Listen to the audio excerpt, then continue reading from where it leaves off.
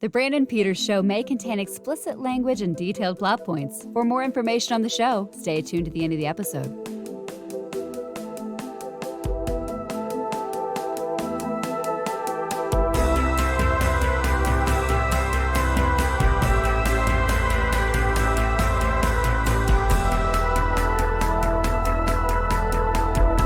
And now, here he is, Brandon.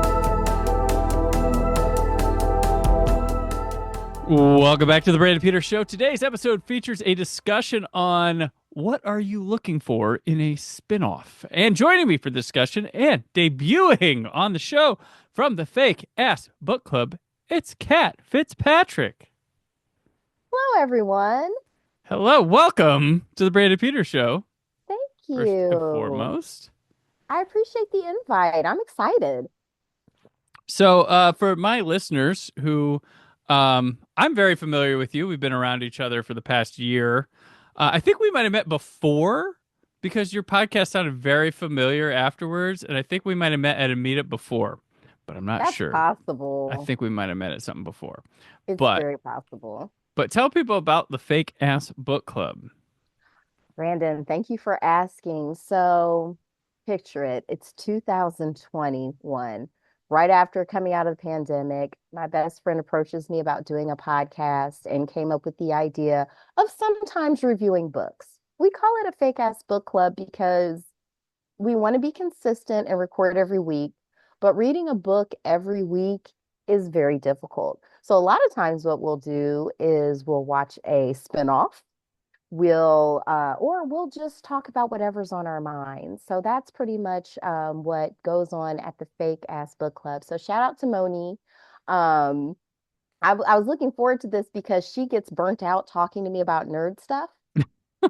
So she's kind of like, enough of that. She's one of the cool kids. So I'm like, okay, so I get really hyped because I get into my fandoms. I really get into it. So, but yes, Fake Ass Book Club every Wednesday, 7:30, and the YouTube comes out every Friday.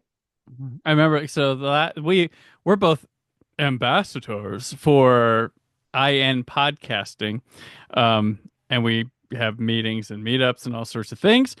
And one of the last one you came to, you were like, how do I get on the Brandon Peters Show? And we were talking about, and then I was like, Moni, you want to, and she's like, no, she must have her for, I was like, you have value too. You'd be wonderful on here. So shout out to Moni for sure. You also do trivia around town here in Indianapolis as well. So. Yes, I do. Every Monday night at Chatham Tap and Fishers. I run a little trivia show through Sporkle events. Okay. So yeah, and every once in a while a themed trivia as well.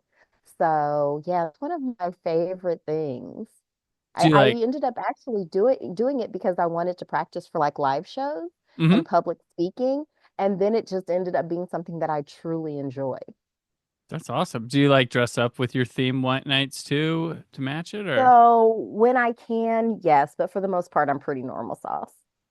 Normal. There you go. There you go. Cool.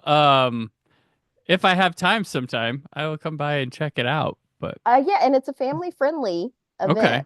So yeah, it's good times. 7 and 8 o'clock.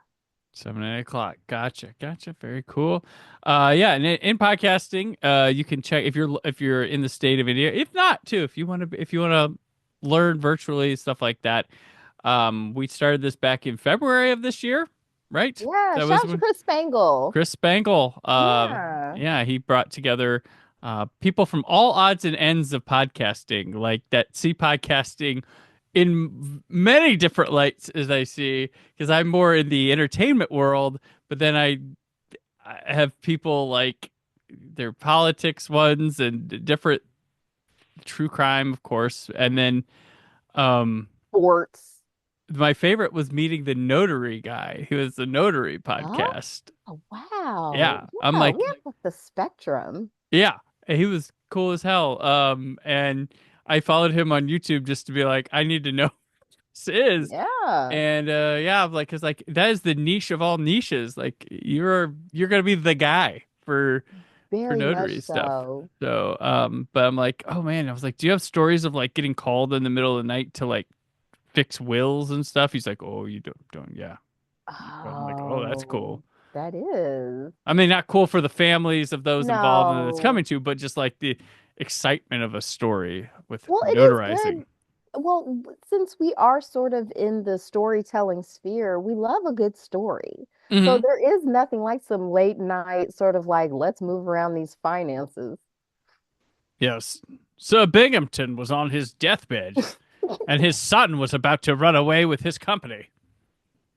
Yeah. Yeah, where it's just Uh, kind of like, wait, hold on, like we need this, that, and the other. So yeah, I think mhm. that that's one of the things because podcasting was another thing too that really surprised me how much I enjoyed it. And now that Mhm. I'm getting more into it, learning about it, I'm like, oh, there's a podcast for everything. Yeah. You go to a lot of events and stuff and things compared to me. Like, like Can I give you the my secret? what? My secret is I show up early and I leave early. So it makes it seem like I'm doing a bunch of stuff. Yeah, Even the thing, you like got the picture and you take off. pretty much. That's pretty much how I run stuff. When people see what I'm doing, they're like, okay, there you go. Because I'll just be like, okay, well, looks like I'll be hitting the old dusty trail. Like, yeah, I'm not as outgoing as I appear. It's a Gotcha. facade. Gotcha. Well, then maybe you should be doing the social media marketing one that I'm like up here. You're there. Take the Yeah, picture, yeah. write something nice, get people to like it. I was there. Next one. Yeah, because that's how people are consuming it. Yeah. You know what I mean? It's very bite sized. I just apparate in and apparate out. Oh, because I mean, like there's one thing like, uh, people think like if I haven't seen someone in a while, they don't know me well. They know me, they Facebook, social media, and they see I share cool things I do and stuff like that, but they don't. Then they hear I have an actual like job. They're like, what? How do you do all? I'm like, well, the podcasting thing doesn't pay that well or whatever. And these are things I'm doing out of passion, love for it, and stuff like that. And I'm like, and I heard the perfect phrase recently that summed it all up. So I recently heard someone say that, um, think of it like this: when you enter a Barnes and Noble or bookstore of choice, if you want to be corporatized with it, um, 90% of the books you see on shelves were written by someone who also has a day job to support themselves. That makes sense. Yeah. Yeah, it's like almost any field. Like there's always the people who are doing colossally well, and then Hmm. there's garden variety regular people. Yeah. Yeah. Yeah, for the most part. But it is enjoyable. To me, it does end up being more of an expensive hobby. But like most hobbies Yeah. don't pay you. Yeah. Right. See, I don't. I stay away from the word hobby because of as much time and stuff I put into it and all this stuff. Like I'm like a hobby would just be like, oh, I bought my collectible and I put it on my shelf to be like it doesn't like to me. It's like, oh, all this hard work. It's a passion. It's a I it's don't know. a hustle. I've had some pretty hardcore hobbies. Okay. Yeah. Oh, because the other thing I do too, I'm a fine artist. There you go. Yeah, so that's an expensive, time-consuming hobby as Yeah. well. But I get a lot of enjoyment from it. So a lot of times I'm like driving places to go to drawing sessions. You have to, Have you had your stuff in a galleria or anything Oh, I'm around? glad you asked. I Yeah. actually had a piece at Newfields earlier this year. Oh, I love Yeah. Newfields. Oh, I'm a yeah. big Newfields fan. Oh, me too. I actually grew up down the street. I'm like when Okay. it was called the IMA Yep. and stuff like that. So it's been a big part of my life. Actually, through Moni's bridal shower at back when it was the IMA, like in Okay. the little garden house or whatever. So Gotcha. yeah, it's been a big part of my life. So that was a big moment when I was actually able to have like a piece there. They were just having an exhibit. It's not still there now, but yeah. Okay. Yeah, but I'll make sure I'll tag you when I have little stuff in the city. I always Yeah, have for little stuff sure. going on. For sure. Awesome. Oh yeah, because First Fridays is coming up. So is that tomorrow? Tomorrow's Friday. It's smart. Yeah. So From yeah, our first recording. Yeah. yeah. We're So recording. yeah, First Fridays is always like a big art day in the city, like Yep. all the different galleries and everything. So yeah, it's always something going on. Awesome. Okay. Yeah. So let's get to our like discussion, which was kind of inspired. We were talking about what to talk about, and you said something that clicked something in my head, which was an article I not taking credit for it, read recently about like um, spin-offs and things like that through our culture now, and like because like everybody's taking something and wanting to hold on to something, and this was discussing between the Acolyte and Agatha all All along along. Yeah. about what actually is made. When is it made that it's actually fitting of the intellectual property, and when is it just like make more of this type thing? When does Mm, it fit in, and like how is it good? But I'm like, well, what do we as the viewer, appreciator, critic, consumer, blah blah blah, look for in these spin-off? What do we want in them when they keep making them? And a lot of it, most of them are getting delivered to us via like Star Wars and Marvel, um, have a lot of it, but like we now have a Dune TV show I love uh it so hard. that's come. Do you love it so hard? I do. I'm at odds with it. I don't think I'm enjoying it. But here, this will start discussion. I'm having this weird thing where like it feels more like a Game of Thrones spinoff than it does Dune to me. Yeah. Like I'm Like a if they done House of Dragons right. yeah, like but I also think yes, Dune. I'm a person who loves the films. I even like the David Lynch one. I've read the first two books, and it lends itself to that Game of Thrones type of drama. Yes, But like the but big expansive universe. yeah, but like a lot of the political talk, backroom stuff, and all that stuff. But when I watch this, I'm like, it just feels like Space of Thrones or something like like, Oh, that's perfect. and it's weird because I'm like, I don't know if this is what I wanted from Dune. It's an entertaining show, but I want more Dune in it, I guess. I don't if that, because Ah, I'm like, this is just like I feel okay. like right now I'm sitting there like, okay, so is Mark Strong gonna be killed off in the finale or before the finale? Like I feel like he's not long for the show. Like it's gonna be the big notable actor death, like, Sean Bean in Game of Thrones season one. You had like the Joffrey kid offed, right? Like they're going through these beats that Yeah. remind me of Game of Thrones. And then they have this guy like that's like looks like Duncan Idaho, but not Duncan Idaho, the Momoa character from the movies. Yeah, like yeah. looks like, but I'm like, what are we like? It feels, I don't know. I feel like it's like this Dune, right? In some parts, but like also just like, oh, you want Game of Thrones here? We just changed the sets and everything, and I'm just like, okay, I'm kind of in a weird spot with that show. What do That's you think? What are that's you? fair. Okay, so when you asked me like what am I looking for in like a spin-off Mm-hmm. sort of show, and I had to ask myself like sit with that, and I think what I'm usually looking for is really good costume design Okay. and something that expands the universe. Okay. Like I'm like I think one of the things that's attractive about Dune and Game of Thrones is if you're a fan of history, Mm-hmm. like all of those shows end up sort of being like sort of like a metaphor or allegory for a lot of things that humans, like Right. even though this is not so much Game of Thrones, but Dune, science fiction, like even way, way in the future, we're still doing the same stuff, Right. like same little power struggles or whatever. And even with Game of Thrones, since it's a completely fictional universe, so it's not either in the past or the future, we're still seeing all these human dramas play out while we're scrambling for power. Mm-hmm. So I always like watching that. But yeah, for me, a big part of it, I've discovered like a big part of what I like about sci-fi is you get to break regular fashion rules. Yeah.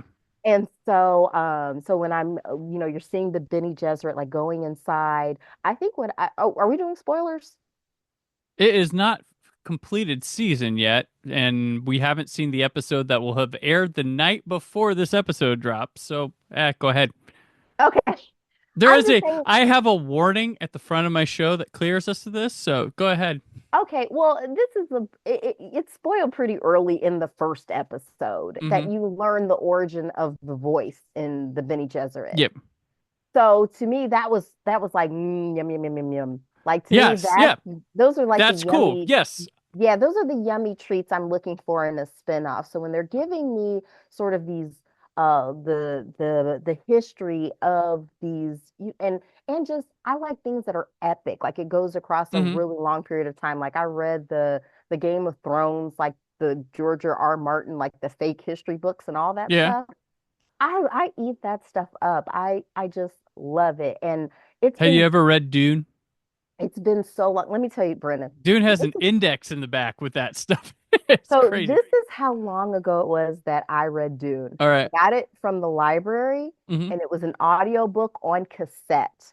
So Oh, imagine what that big freaking binder looked like, just okay. Oh filled gosh. with cassettes The like of clamshell thing that it was a binder. It wasn't even a oh, clamshell. It was oh. huge. I remember seeing it at the library and this would have been was it in the early 2000s? It might have still been the 1900s. And I just remember I was like, this was back before I had kids, before I got married, had lots Hmm. of free time.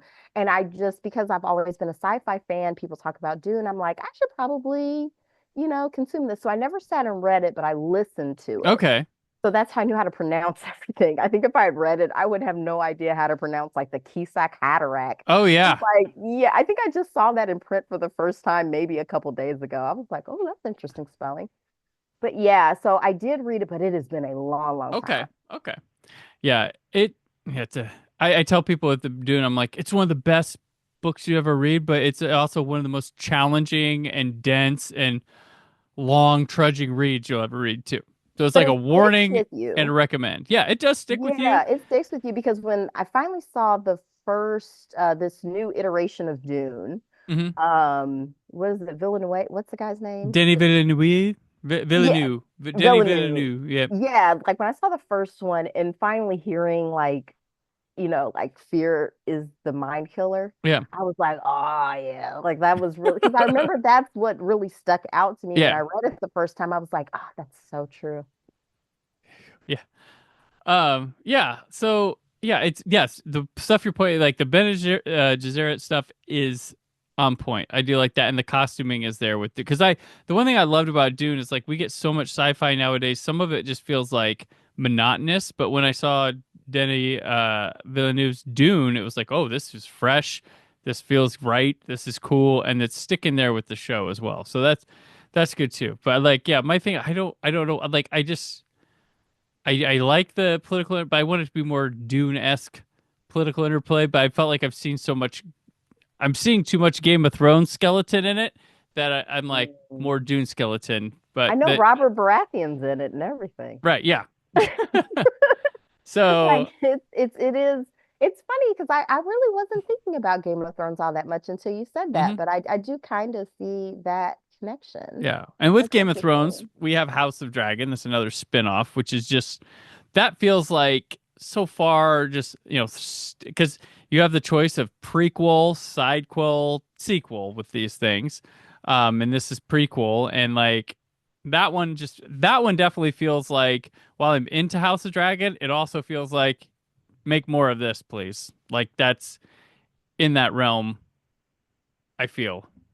I think why they might feel similar, especially since Dune, even though it is taking place in the future, Hmm. it is always interesting seeing a future without computers. I Yes. think that is what makes it just so very unique, like just having that. So it's still very futuristic while still being very, oh, so very human. Yeah.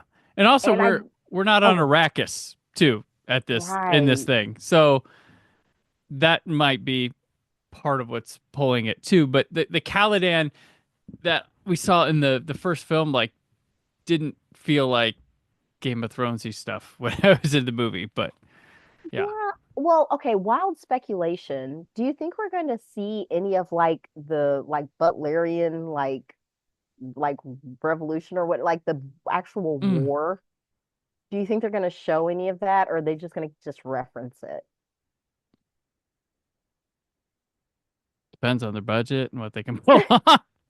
I'm I, curious to see because I feel like they're going to the feeling I'm getting from the show is they're going to start ramping stuff up. hmm Because even this last one where you have the young lady who's getting the little Rorschach poison or whatever, Yeah.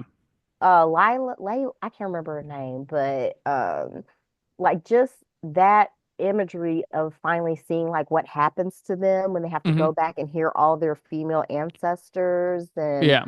all of that stuff. I'm like, I'm into it. Yes. I am liking that stuff quite a bit. Yeah. Um, so yeah. Um, so like, yeah. So one of the choices like that comes up with spin-offs instead of like just taking it a generation around. There's also the let's take this character and make one about them. Um, to varying degrees of success. Like I think where you have success is something like Cheers to Frasier is Okay. one. Yes. But they were with The Office, they were going to make Shroot Farms with Dwight. I remember hearing that from the office ladies. I feel like that was. I Well, don't think it's going to be. Yeah. I think that's why they decided not to Yeah. do Yeah. it. Yeah. Because I think when you take a clowny character like that, that's good for bits. Like when you focus on them, it's not as fun. Or you Well, try there's to no drama. straight man. And Like you there's try to no drama, yeah, Jim. yeah, or you try to dramatize him, it gets goofy. It's like Yeah. yeah, this is a bit weird. But with Frasier, you could take him and then make a show, but like a completely different show. But he's the guy with it. So would But that be like your favorite spinoff? my Like, favorite, do you have a favorite spinoff? I don't know. Favorite spinoff. Oh, geez, you know what I would say comes to mind really fast when you said that was Better Call Saul, which spun Yeah. off from Breaking Bad I because sometimes forget that's a spinoff. yeah, exactly. I felt I when it got announced, I was like, really? And then I watched it, and it became this awesome fucking lawyer show, and it still had somehow, some way, it kept the vibe and character of Breaking Bad while being a completely different thing that I think at times like would excel Breaking Bad in Yeah. times. It's like And it was. storytelling. Yeah, incredible. And it was a prequel, and I'm always like, oh, prequels. But it prequel sequel esque. There was bits to the future while getting us to speed with Breaking Bad, but it was yeah, I never expected that show. It was damn good, but that one. So I feel like where prequels suffer is when you talk about plot armor. You know what I mean? Like you yeah, know exactly who's going to survive, basically. right. Even I'll bring everything back to Dune Prophecy. Even when the Harkonnen sisters, Yeah. Vala and Tula, I hmm think it's Tula, Yeah. and when their brother showed up, Griffin, and hmm I was like, oh well, he's not in the future. He's obviously out of here. Like, Well, well, that show is 10,000 years in the past. So sure. that's them saying we can do whatever we want. Yeah, pretty much. We don't Yeah, you're not affect. gonna Yeah. know exactly. But because the show jumps in the past, like in their own Yeah. in the spinoff itself, it's going back and forth Yes. 30 years. Oh, So yeah, you yeah. know that, yeah, you kind of you're able to sort of figure out who's gonna make it, and who isn't, hmm because we're already at this point. So when we're going back and you got Tula murdering an entire family, she's gonna get away with it because she's in the future 30 years. Yeah. And that's the thing with like doing all these prequel things, it's like always safe because you know where the story's going to end up. It's like the safest thing, like the fandoms and stuff. And like when I was growing up, for the longest time, The Empire Strikes Back was not the favorite Star Wars movie. People always talk about the first Mm. one or Return of the Jedi, and Return of the Jedi was the return to form. But I have to wonder if a generation, probably my generation, started it with growing up with the comfort of knowing that Return of the Jedi comes after Empire. Did Empire gain popularity?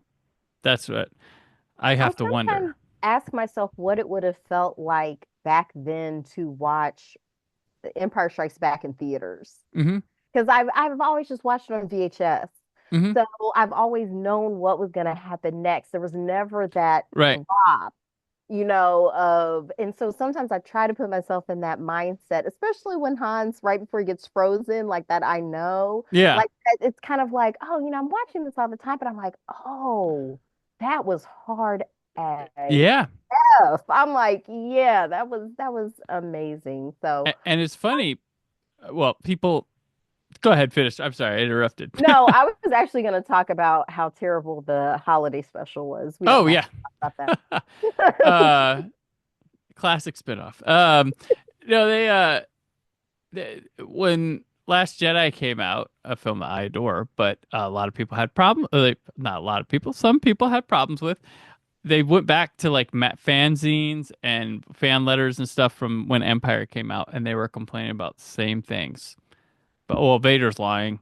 He's lying. It could be that. Why would they do that? Oh my God, this is yeah, similar complaints. People don't change, but Guess not. My whole thing is, I forget what I was complaining about the other day went to my daughter, but then I followed it up with it's like it's still better than anything I wrote. yeah, yeah. So, like at the end of the day, this we Hmm. are a little spoiled when it comes to this entertainment because we're Yep. exposed to so much good art. Oh, we have an overload of stuff now, and that's just it's crazy. Like, yeah, this is what this streaming era has been a lot of based on what properties do we have so we can attract people to our streaming service. It has, I mean, we have just a nutty thing. Like, I waited like, well, it wasn't for streaming, but I waited so long for another Quantum Leap to happen, and then it did. Uh, For like 2 seasons on NBC, which went to Peacock and they canceled. But um, just kind of, and that one, okay. So that's a kind of a legacy sequel type thing where they followed up. It's like basically a fresh show, but tangentially connected to the original, where they can just do it over modern times again. And yeah, there was nobody from the original in it. At least they didn't get to a point where Scott Bakula could come back, but um, they were trying to put some new twists on it. But I never watched that. Was it good? I watched, yeah, it was pretty solid. Yeah, Okay. I don't I think it remember was. loving the original. Like that Hmm. was something I always, so my entry into sci-fi was my dad, like wanting to spend time Hmm. with my dad. And so originally I'd been like, oh, like Star Trek, why? And then he's just like, if you're gonna hang out, you have to be cool. So it's like, okay, fine. Like I'll at least shut up.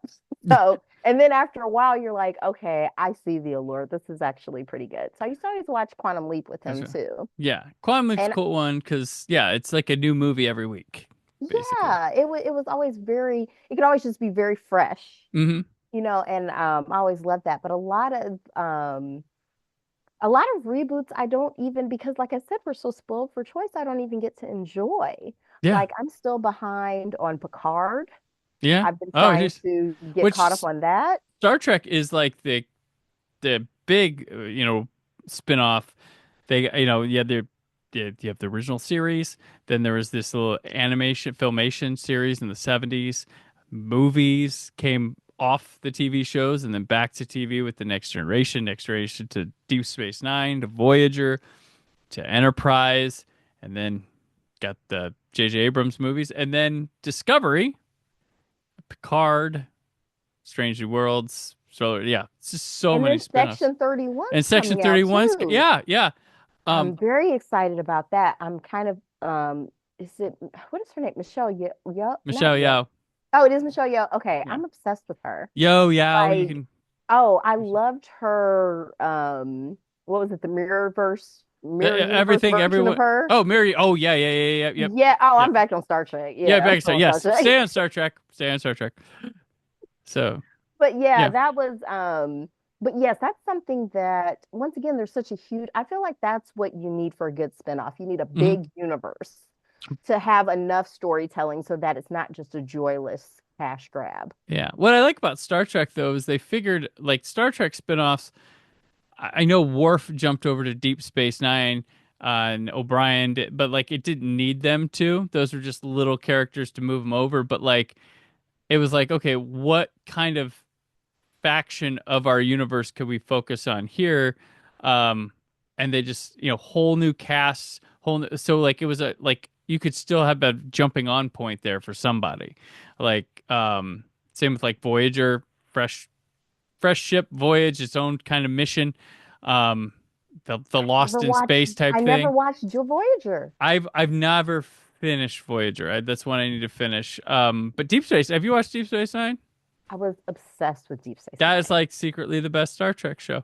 Deep Space Nine. Can I tell you another little secret? Okay. Listen, this is real fun. My ex-husband in my phone is Gul Dukat. The biggest bastard in the universe. But he loved his daughter. We share a Okay. daughter. Okay. So I just Wow. have to remember he's a villain, but he loves his daughter. Oh, wow. That's awesome. Yeah. Yeah. So Deep Space Nine is like, okay, what if we just focus on a space station here?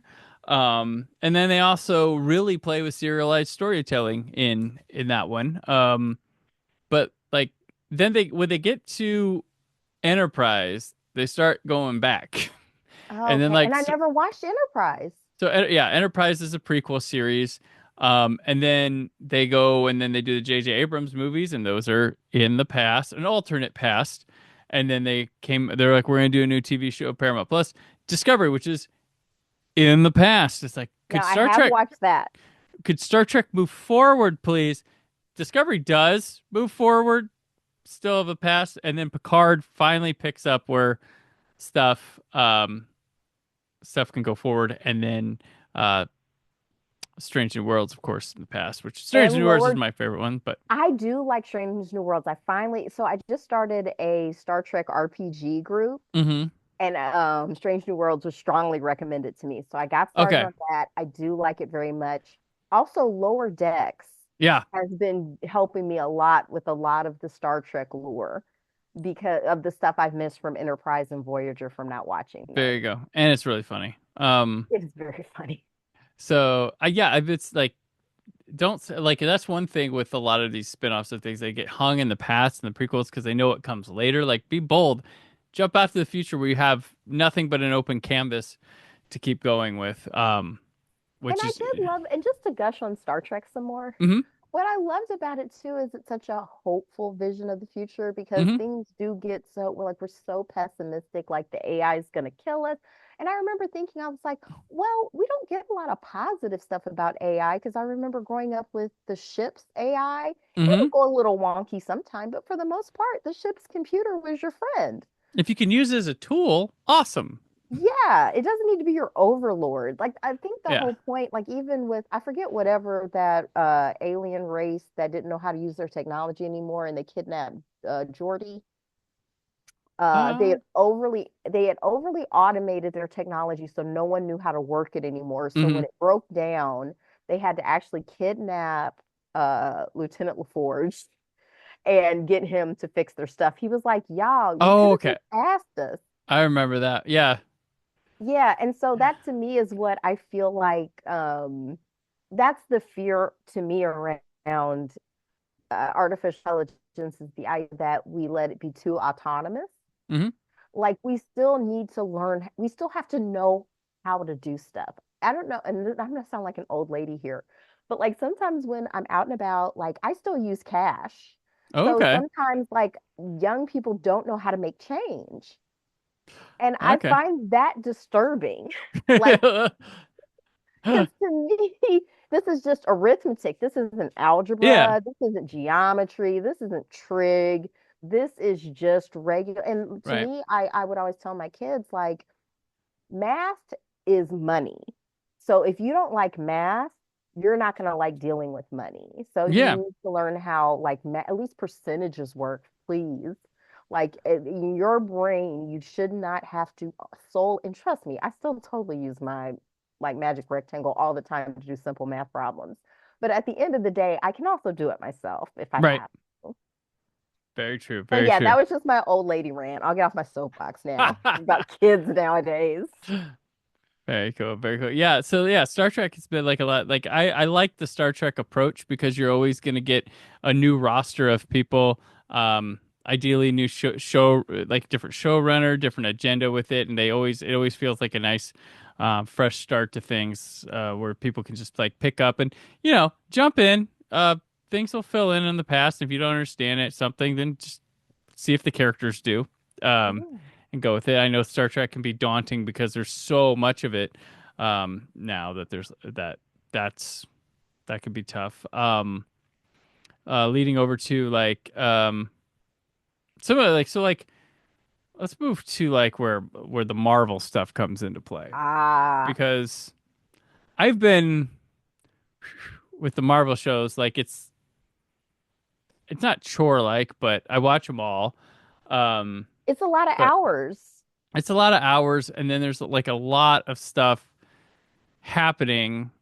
I get that they want things to be different with each one of them. They act like I guess maybe fans act like, oh, this is so like edgy and hardcore, and it's like it's not with Yeah, this it's pretty things, regular size. but everyone has this like cadence of like starts out with an interesting premise, maybe, and then gets to a point where, and then we get like either a couple episodes toward the end, we get like this flashback episode, and then it ends up being two people throwing glowy shit at each other at the end and shouting phrases. Well, at least But there's not a space drill.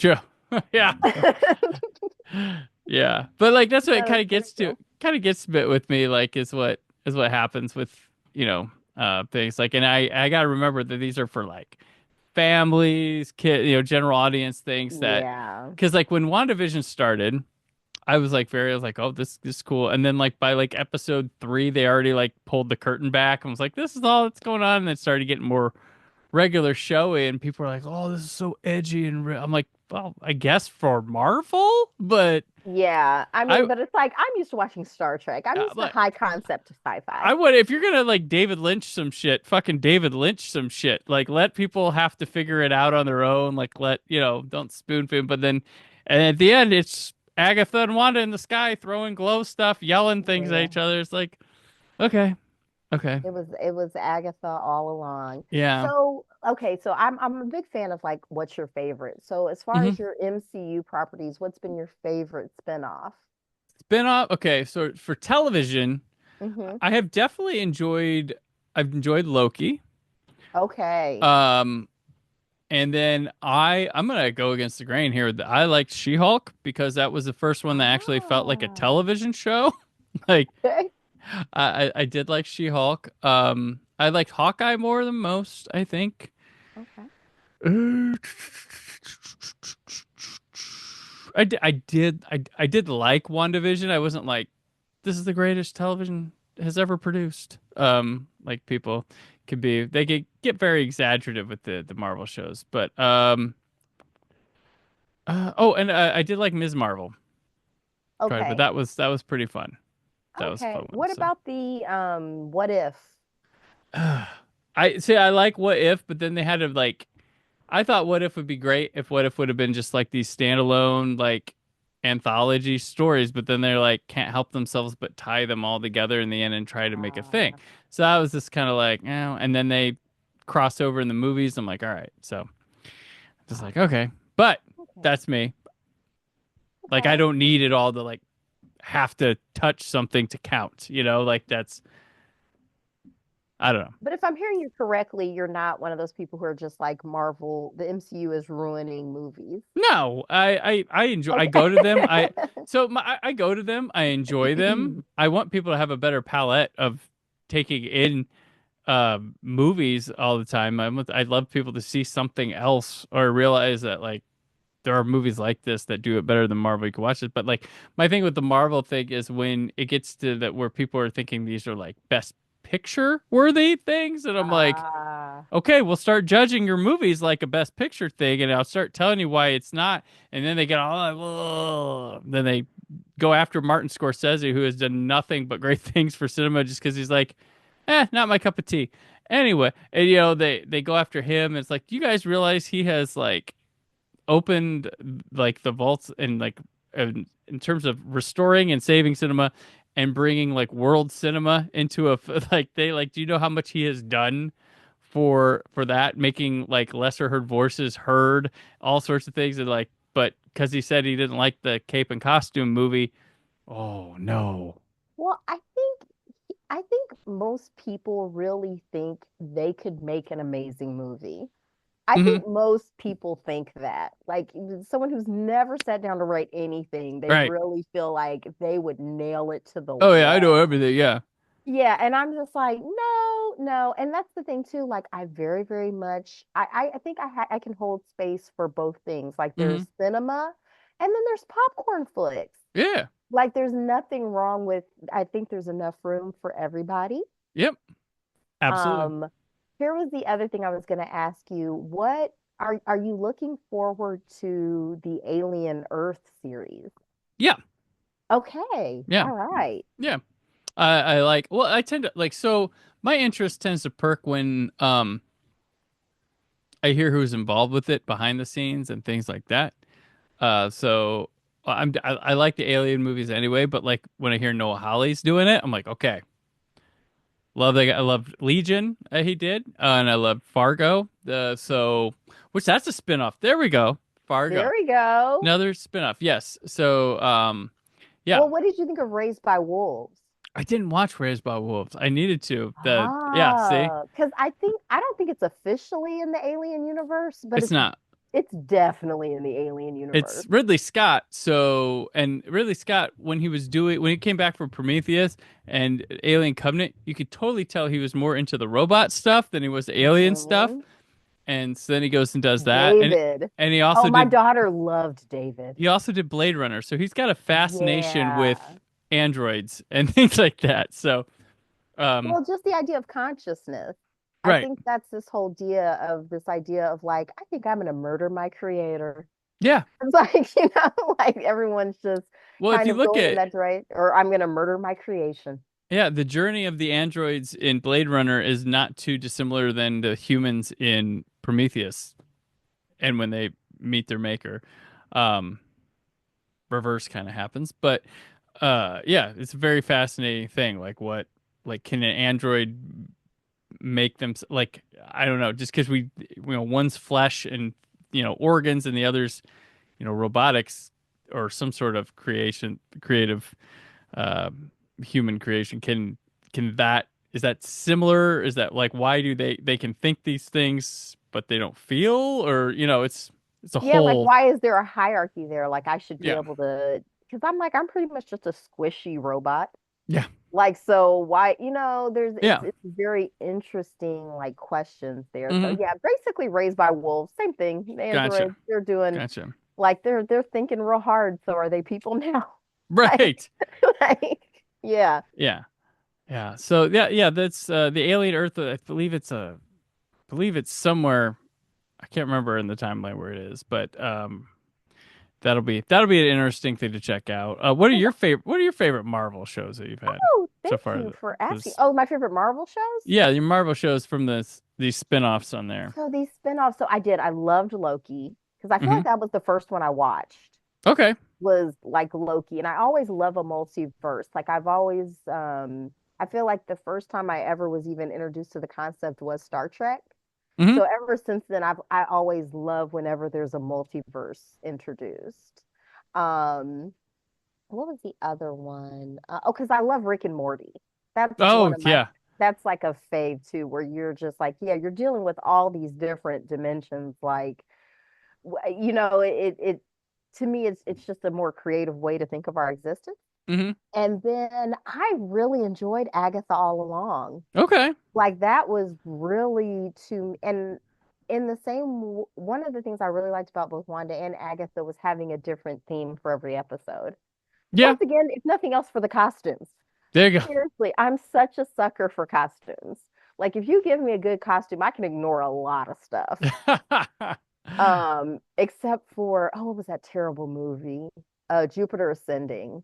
I Okay. couldn't get past that. Oh, God. But I yeah. like so I don't think Jupiter Ascending is a good movie, but I think it's a fascinating movie. I It don't know why is. It because was it's the Wachowskis. beautiful. They go for it. That it didn't quite work, but there's dinosaurs flying spaceships in that movie, and something's awesome about that. I don't know why, Yes. but They yeah, did have that. yeah. But yeah, that is one. Actually, I think I did make a list of my favorite like spin-offs though.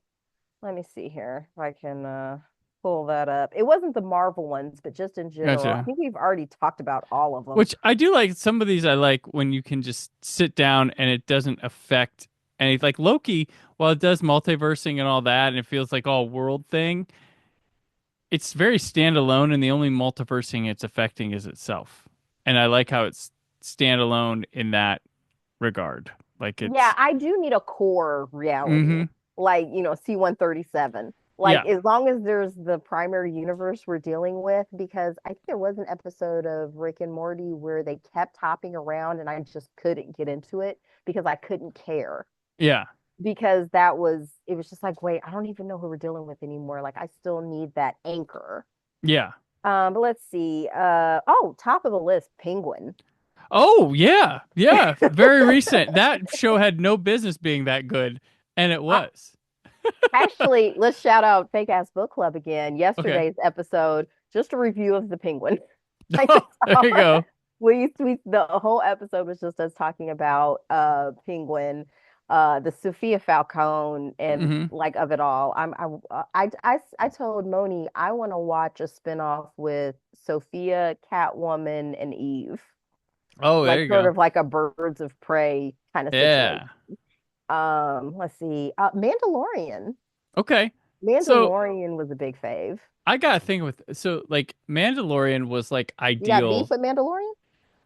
I would say where it started was an ideal spin-off for me because obviously it's like there's Boba Fett, the Hmm. desire to do something with Boba Fett. But they did the Hmm. smart thing and just made a show about a guy that looked like Boba Fett, kind of Mm, acted like Boba Fett because Boba Fett's cooler the less he's around. Like that's the mm. cool thing with Boba Fett is mystery. Well, That's that's what every cool person. that's They're yeah. always, they leave you wanting more. Like Aaron Newerth, who's a frequent guest on this show, and I guess on his show, says Han Solo is the coolest guy in the room till Boba Fett shows up. This Clint Yeah. Eastwood looking dude comes in and he's all like, no. And so they do that. And then Mandalorian season one is a series of standalone adventures in its own kind of world with it's in Star Wars doing stuff. And that's really cool. And then it starts getting a little too happy with tying into this. It like felt like it was going to be its own thing on the outskirts of the Star Wars universe, and then it has slowly just tied it to it, and it began this obsession of all the Star Wars stuff of being cameo centric things of like, Mm. oh, what character now and this character now. Oh, actually, you know what? This is just a glorified live action sequel to Rebels, Clone Wars, and all. And then they do Ahsoka, which is that. The only one that's managed to save face and do that is Andor, which I've liked, which has had like a mission, Oh. and that one feels really cool. It's got like its own agenda. It's using a lot of as much practical effects as it can. It treated the first season as three separate little stories. It's got a lot of cool political stuff to it. It's just kind of really going to like seize the goal line, just get into it. But a lot of the other shows are just obsessed with what can we bring this week in. Who can we show this week or who can and I'm just like ugh. And the Mandalorian has been the I still watch, I still enjoy, but Okay. critical. I didn't like the Boba Fett show at all. but Okay. I don't think but I've seen that. but the Mandalorian has like which I think the Boba Fett show only came about because the Mandalorian wasn't going to be ready in the time they wanted it, and they could hurry Uh, up and shoot Boba Fett using all the Mandalorian stuff and mm, get a quicker, cheaper yeah. show in the next year. Which secretly, Boba Fett's season had two episodes that were basically the Mandalorian.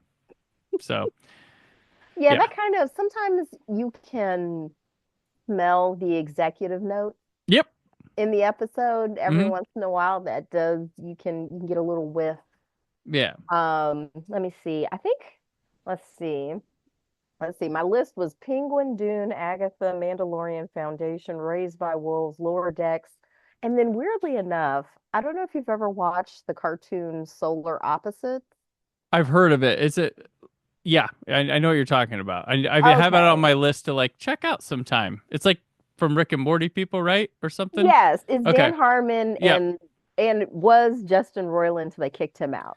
And Gotcha. so there's it it's not exactly a spinoff of Rick and Morty, but since it's still high concept sci-fi in the same Hmm. animation style, but funny enough, it has spinoffs within its own show. So there's two different spinoffs in the show called The Wall Okay. and Silver Cops. Okay. And The Wall is basically, once again, the writers are so very, very clever. I don't want to give too much away, but there's these aliens, the show is about, it's just Hmm. a odd couple, but like odd couple Flintstones kind of thing, but they're aliens and they have kids. And so the alien kids, because they have a lot of bad interactions with humans, Okay. sometimes they shrink when they have a bad interaction with a human, they shrink them down and keep them in sort of an ant farm in their room called the wall. All right. And so these shrunken down humans create their own society and then basically go through a Game of Thrones like struggle for power. Okay. They like it's actually Huh. it's so silly, but also I was talking to my son about it. I was like, it's probably the best part of the show. I'm always so excited when I know there's going to be a wall episode where I'm just like, oh, yay, we get to find out what's going on with the little people in the wall. Okay. And they also got into it with one of their neighbors and shot him into space. And he Oh. ends up, it becomes it becomes a combination of sort of the MCU and Fast and Furious Oh, wow. because Okay. he joins this group called the Silver Cops and gets these magical powers, almost like Green Lantern. Like Huh. they become this sort of crime fighting force, but they end up being wildly corrupt, and he has to start fighting them. Okay. It's this silly thing, but it despite itself becomes compelling storytelling. It's so very funny and very silly. So I put that on my list of fun spinoffs, even though it's technically not a spinoff because Second. it's still in the same show. Fair enough. Fair enough. Got you. Good holiday binging. I'll suggest that. Also on Disney Plus. Disney Plus. Well, it's Hulu. Hulu, yeah, which They're is the same thing all now. under the same banner of All hail things. our corporate overlords. Yes. Pick your favorite corporation. I want them to remember I'm one of the good ones. Yes. Don't reward me, please. Yes, yes, yes. Oh my gosh. Um, so my favorite show, Doctor Who, has had spin-offs. Oh, I've watched. yes. Are they doing a holiday special this year? Yes. Nice. Joy to the On World Christmas? on Christmas Day. Yes. Okay. I'm Uh locked in.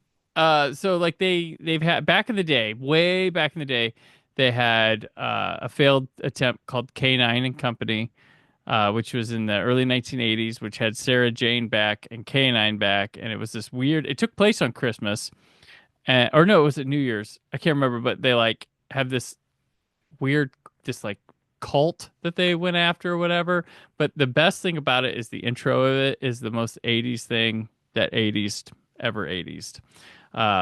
It's quite wild. And then they've had um, official stuff. There's unofficial stuff, and my friend Keith Barnfather has made some spin-off movies and stuff. But of an official canon of things, Torchwood, which took Captain Jack with John Okay. Barrowman. He it was basically Earthbound stuff, weird stuff. Like there's a group called Unit that normally does that Doctor Who, but Torchwood was in the modern series what they did, and that ran for 2 seasons and then 2 mini series. They had Children of Earth, which is spectacular. It was like a 3 night Okay. thing, and Miracle Day, which was we don't have any more Torchwood anymore. So um, then they have the Sarah Jane Adventures, which ran from the same time as Torchwood, but tragically ended when Elizabeth Sladen passed away. So that one brought, I think David Tennant guested on an episode of that, Matt Smith guested on an episode of that, and Katie Manning reprised a role from the 70s as Joe Grant on that one. So it was a more children's show. And then we are also getting, I believe in 2026, we're getting The War Between the Land and Sea, which is a spinoff that is based around the Sea Devils. monsters. So featuring Unit with Kate Lethbridge-Stewart and Gugu Mbatha-Raw is coming back, but not as the same character she played when she was Martha Jones's sister. So they've got those are the official Doctor Who spin-offs. There's quite if you go to Real Time Pictures and stuff, they've made a movie called Wartime. There's Syl and the Devil Season of Ardor that have been made, and alongside many other things that Keith Barnfather had made, who I met this year, spent time with. But yeah, there's those as well, and I want to mention them because he had the right to make those, so they are pretty kind of official. And the character of Kate Lethbridge-Stewart, he created, I believe, in Wartime, and they actually used it when the new series was coming out.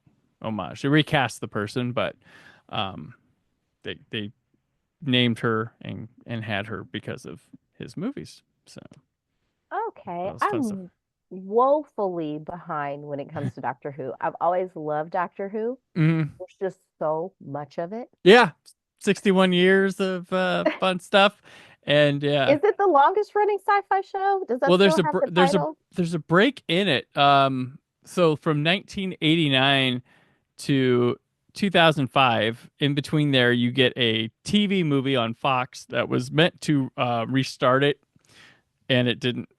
It didn't. It was just a TV movie Mm. that aired. Gave us Paul McGann as the Doctor, and then so yeah, there's that wilderness years is what they call it period, Uh-huh. where there are things being made. There's like I said, the little spin-off straight to video movies. There's Big Finish, which are audio dramas going on. There's a couple like animations done in like Flash, and there was one that came out in 2003 for the 40th anniversary that was supposed to be the ninth Doctor. It's called Scream of the Shalka, and during that production, they decided to greenlight bringing it back. So that guy's not really the ninth. He's not the ninth Doctor. It doesn't count. It was animated anyway. But then in the Shoot and Shutagawa one, they had a reference to it in there. So it's like maybe he does count. It's Huh. I love it when people shake up canon and stuff like that. But so yeah, and it came back in 2005 and hasn't left since. But yeah, it's been around for a long time. So Okay. um, So so I feel like the spin-offs you mentioned, not super familiar with them, but do any of them like go back to like sort of the Whovian planet? Like to because to me to get the biggest mystery was always like what happened? what, like Gallifrey, the home planet? Like it's Yeah. been destroyed. It wasn't destroyed. It was just it's currently in being destroyed again. Um, Because to me it's like how do you wipe out a bunch of Time Lords? that's I mean To me, that that's was always that's the spin-off I want from Doctor Who. how I does one want wipe it out? Well, yeah. the doctor's not even from there anymore, so we don't know where the doctor's from now. Oh, But the okay. doctor is now was found there, and then they found that the had the power of regeneration, and they stole the power of regeneration. The Time Lords stole it from the doctor, and Oh. so the doctor is now a mystery where they are from. So I like Huh. that the doctor's a mystery again, but So there's what some about the two people. hearts thing? Did they take that too? I don't. Maybe I don't know. They not that Okay. deep yet. Not that deep Okay. yet, and I don't know if they will. Okay. Um, but yeah. So I feel like I got a t-shirt from my cousin. She's super into it, and it was like I heart Gallifrey. there you go. Yep. Think, Yeah. yeah, one of those bad boys and stuff Yep. like that. So yeah, to me, the long and the short of it, to me, a spinoff should really help to inform my love of a property. That's pretty. Yeah. I think that's the best tagline we come up with tonight. Yeah. Nailed it. Yeah. It definitely Nailed needs it. to do that. It helps you learn, makes you rediscover it again, see a new light. But like sometimes you can just feel like, am I just watching this because I keep up with it? Or like this is a property I did love or do like, but I'm just like keeping up with it, or like I don't know. It's Yeah, just the nostalgia of it all. yeah, and we live in a time where there's so much stuff to freaking watch. So much. Like, We're so spoiled for choice. yeah, So I gave you my fantasy spinoff. What's your fantasy spinoff for any property? Doesn't have to just be Doctor Who. for any property, Like, what story do you want to see like really opened up and told? open up and told. Yeah, that has been like maybe, because I feel like they've already done that, for instance, with like Logan. You know what I Yeah, mean? Like with like Wolverine, like when we got yeah. his origin and stuff like that. Do you think they should tackle that cinema No, wise? No? no. I'm Okay. I'm done with like origins. Like that's. Okay. I really like the prospect that they had of with Star Wars of Ryan Johnson just culminating a trilogy of new stuff. Like Okay. no connection way in the future, other side of the galaxy, but it's Star Wars. I like the idea of that. Just keeping it there Pushing and it it's a forward. You want person to of push four. forward. You don't want to I go like yeah. back. I don't want to go back. I don't want to go You want to go back. forward. Yeah, that's what I like. And I like I'm a big fan of the George Romero zombie movies, like Night of the Living Dead, Dawn of the Dead, Day of the Dead. But I like Ah, how he goes to different like each one of them is its own movie. It's a different progression of the zombie outbreak, different group of people in a different like situation. Like the first one's a house, the second one's a mall, the third one's an underground military base, the fourth one is a city so like that's been blocked off from the zombies and stuff like that. I don't count Diary. Think okay. Survival's Fair enough. okay. That's an island, but yeah, it's so I like when things are kind of standalone. I don't need to relearn everything again through a spinoff, but You don't yeah. want to see Bruce's parents get shot? Oh, I love watching them Waynes die. Gosh, damn, those are so. And Batman, that's Batman's a weird property because I feel like I'm like Batman's probably my favorite superhero of them all the comics and stuff like that.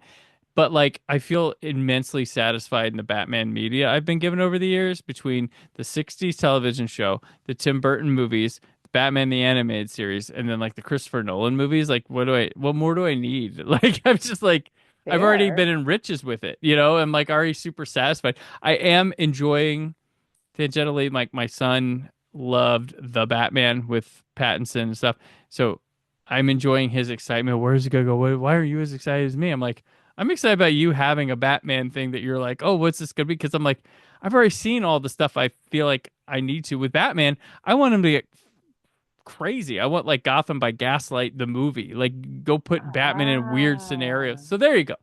Batman in live action in odd ass scenarios. They do it in animation once in a while, but I feel like, like animation is where Batman shines. yeah, I think because it is so campy in a way. yeah, I think that not that I have any problem with live action Batman, but honestly, my very favorite Batman movie without question, Lego Batman.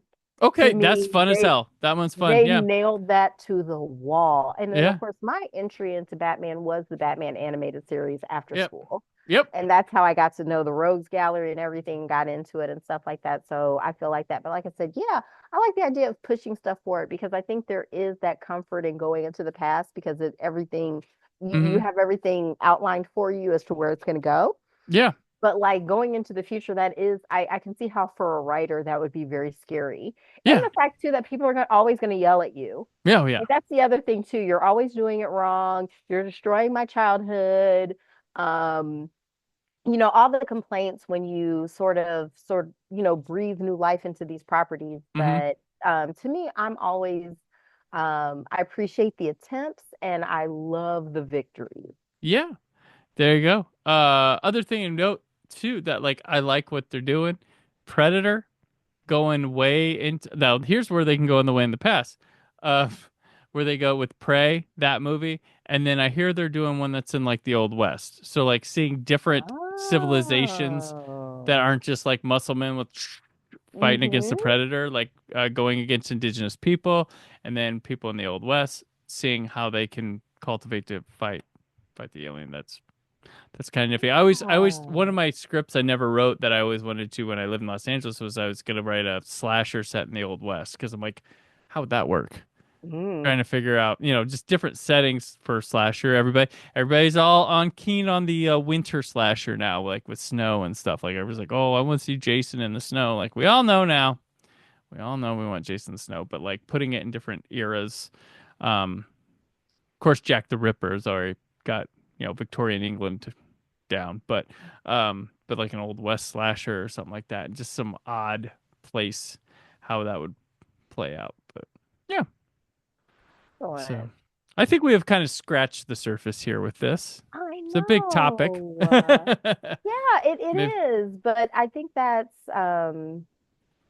I think spinoffs, they get a bad reputation. Mm-hmm. But if you're really into a property, you have to have spinoffs. Yeah. Yeah, Like keep it going. I think that's and like I said too, it's a great way to get stuff greenlit. Yeah. Figure out your reason to be there, though, if you're working on it. That's what I would say. Yes, it's not just enough to be like, well, people like blah blah blah. Let's make a blah blah blah. It's like, no, they're find the story. I feel like that's the lesson from Jupiter Ascending. It can be super cool looking, flashy, great actors, all that stuff. But then if there's no story, I think that's what is kind of nice about the MCU, because me personally, I wasn't really a DC girl. DC's great though. Like I said, Batman, when the animated series came out, they convinced me, it drew me totally in. But I was always like, make my Marvel. Love the X-Men mutant universe. Yeah. There's so many stories there. So when Disney got their hands on that, they're like, oh, we got content for decades. The X-Men don't even need to be with the other superheroes. They got enough going on. Like, that's what I love about the X-Men. The X-Men okay, so last spinoff. What did you, X-Men 97? Like it a lot.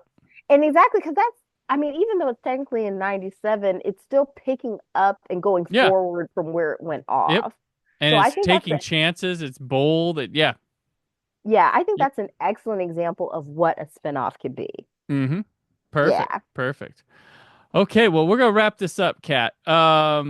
I appreciate you coming on. This was a lot of fun. We could do it again sometime soon. I hope to have you on the Fake Ass Book Club soon. I would be honored too. Yeah. Oh, and you should suggest a comic book to make Moni read a comic, but she hates it. I have to dig back through my old stuff. Yeah. We did one X-Men Unlimited. Oh, it was so funny. She wouldn't even read it. Okay. I would dig through my past and figure it out. But until you appear here again, where can people keep up with you? Oh, yes. Please look for us at Fake Ass Book Club or the Fab Podcast on Instagram. Please hit us up. We love hearing from people. And also, if you want to see us, we're on YouTube at the Fake Ass Book Club. New episodes every week. All right. Very, very cool. And I'm on the socials, including Blue Sky now, as I mentioned up top, at Brandon4KUHD. And always remember to check out the YouTube channel for 4K and Blu-ray reviews, as well as additional material. The show will return next week. Until then, stay film positive. Thank you for listening. The Brandon Peters Show is a Creative Zombie Studios production. Produced by Brad Shoemaker and Brandon Peters. Written and edited by Brandon Peters. Announcer vocals by Jessica Alsman. Theme song by Metavari.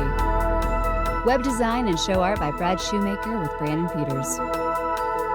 All music and clips featured in the episode are property of their respective studios, and no infringement is intended. Additional information on this and other episodes at BrandonPetersShow.com. For any inquiries, press opportunities, or sponsorship, contact mail at BrandonPetersShow.com. The show is available on Apple Music, Spotify, or anywhere podcasts are found.